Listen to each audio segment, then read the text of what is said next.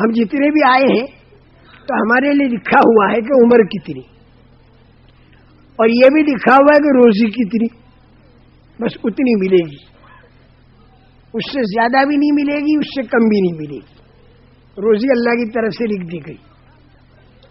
اب اگر کاروبار زیادہ پھیلا میں تو بھی اتنی ملے گی روزی جتنی اللہ طے کر چکا۔ یہ بات ہے اس دنیا میں کہ اللہ کسی کو مال زیادہ دیتا ہے، کسی کو کم دیتا ہے، یہ اللہ کی طرف سے طے ہے۔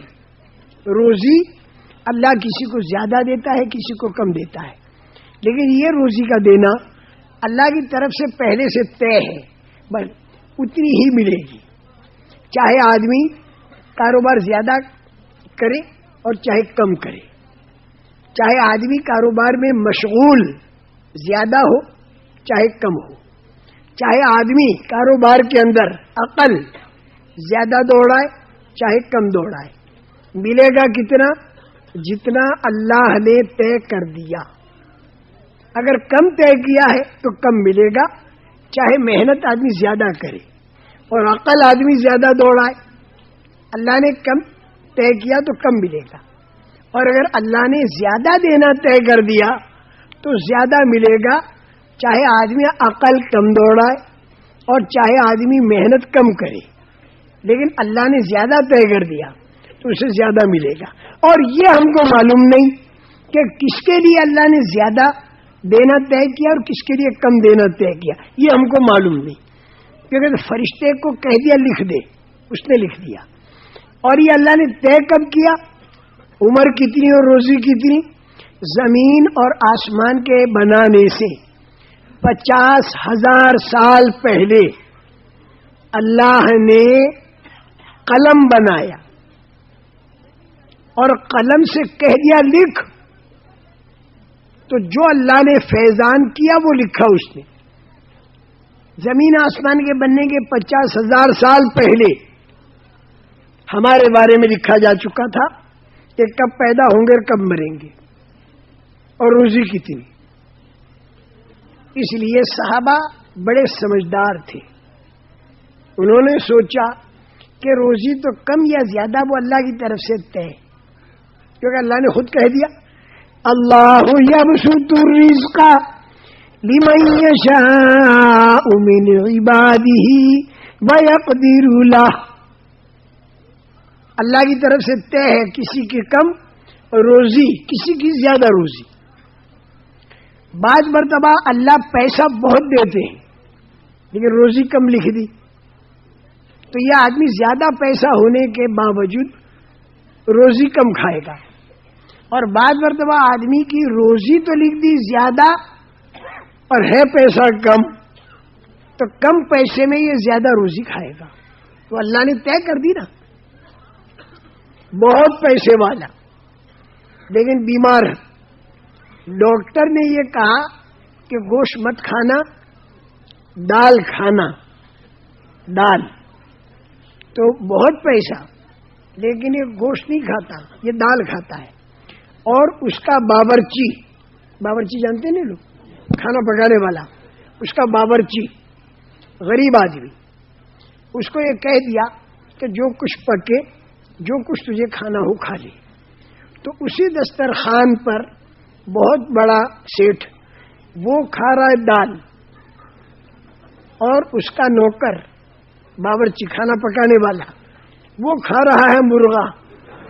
اب دیکھیے خدا کی شان، دیکھو کم پیسے والا اللہ نے مرغا لکھ دیا، مرغا کھا رہا، زیادہ پیسے والا دال کھا رہا، یہ اللہ کی شان ہے۔ دیکھو یہ میں ہنسانے کے لیے نہیں کہہ رہا اور وقت پاس کرنے کے لیے نہیں کہہ رہا، میں یہ بتلانا چاہتا ہوں کہ ہم اللہ کو پہچانیں، اور اللہ کو پہچان کر پھر ہم اپنی زندگی کی ترتیب قائم کریں جو ہم کو رسول پاک صلی اللہ علیہ وسلم نے بتائی۔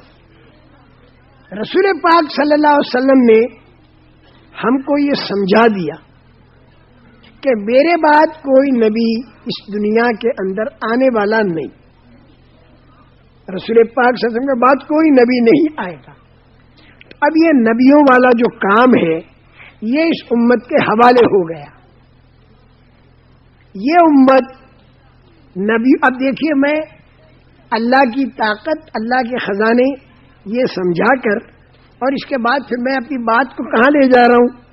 پیارے نبی صلی اللہ علیہ وسلم کی بات کو سمجھانے کے لیے. دعوت کے اندر ذہن کا بنانا ہوتا ہے. ذہن بنایا جائے، ڈانٹ پھٹکار سے کام نہیں چلے گا. ذہن بنایا جائے. 4 مہینہ جماعت میں گزارا، آپ کا ذہن بن گیا.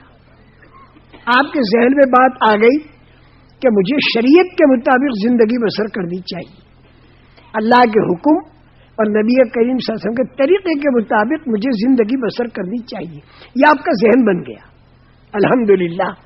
لیکن اب آپ جب گھر پر آئیں گے، کاروبار پر آئیں گے، تو پھر آپ اپنے اس ذہن کے حساب سے یہ چاہیں گے کہ گھر والے بھی دین والے بن جائیں، کیونکہ دیندار سے اللہ راضی ہو کر ہمیشہ کی جنت پہ داخل کریں گے، اور بے دین سے اللہ ناراض ہو کر اسے جہنم میں داخل کریں گے.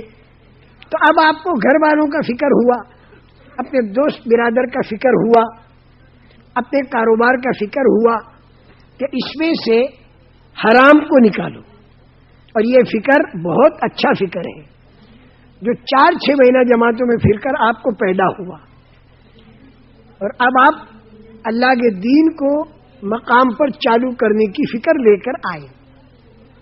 لیکن دین کو جو گھروں میں اور کاروبار میں چالو کرنا ہوگا تو اس کے اندر حکمت سے آپ کو کام لینا پڑے گا. حکمت سے. بغیر حکمت کے اگر آپ کام کرو گے تو بجائے جتنے حکم اب تک ٹوٹ رہے تھے، بعد مرتبہ زیادہ حکم ٹوٹنے لگیں گے. اگر بغیر حکمت کے اگر حکم کو پورا کرانا چاہا تو اب تک ایک حکم ٹوٹ رہا تھا اور آپ نے حکمت سے کام نہیں لیا بلکہ زور سے کام لیا. آ کر بیوی کو بھی ڈانٹا، اولاد کو ڈانٹا، پارٹنر جو لوگ تھے ان کے اوپر بھی آپ لوگ خفا ہو گئے. یہ کیا جہنم والا کاروبار ہو رہا ہے. اس طریقے سے آپ نے بغیر حکمت کے بات کی، نبیوں کے طریقے پر نہیں کی. نبیوں کا طریقہ کیا؟ پہلے ذہن بناؤ، پہلے ذہن بناؤ. اسی کا نام دعوت ہے. ذہن کے بنانے کا نام ہی دعوت ہے. اور ذہن بنانے میں 3 باتوں کا ذہن بناؤ زیادہ. اس کے بعد پھر تفصیل ہے. ایک تو اللہ کی عظمت، دوسرے رسول کریم صلی اللہ علیہ وسلم کے طریقے کے اندر ہی کامیابی ہے، اگر وہ طریقہ چھوٹا تو ناکامی. یہ دوسرا ذہن. اور تیسرا ذہن آخرت کا بنانا کہ کامیابی اور ناکامی کا جو اصل میدان وہ آخرت ہے. دنیا کے اندر کی تکلیف وہ موت پر ختم، اور دنیا کے اندر کی نعمت اور راحت یہ بھی موت پر ختم.